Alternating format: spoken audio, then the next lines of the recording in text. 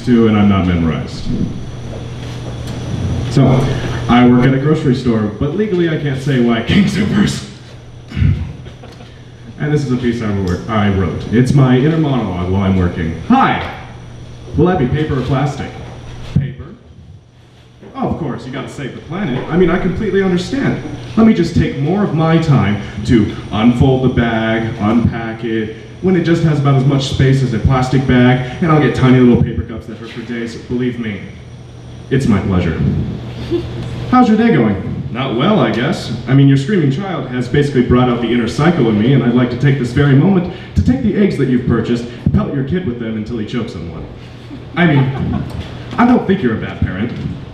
I just think your kids wouldn't behave this way if you actually took a moment to get off the phone with Sandra gossiping about your day, and I don't know, actually parented. Oh, you don't want half your order. Well, you've touched half the produce, so I have to throw that away. And the 5 cans of spaghetti that you bought are all dented, so I have to mark those down. But not a problem. Let me take an hour of my shift to go and put back every item you decided at the last minute you didn't want. No, no, no. Don't apologize. You won't anyways. Oh, you'd like help to your car, even though you're a relatively healthy, able-bodied 20-something? You'd really have me earn my minimum wage by not only having me move the 3-bag order myself, but also have to put up with your terrible, unwanted children even longer? No, don't sweat it. My break's only an hour late because of people like you. I'm sorry, can you repeat that? You want me to find this obscure brand of organic honey butter that you explicitly told me that we don't sell because you ask every time? Not a problem. How about we wander the store for 10 minutes before you decide to share that information? Please. It's my job. I'm happy to help.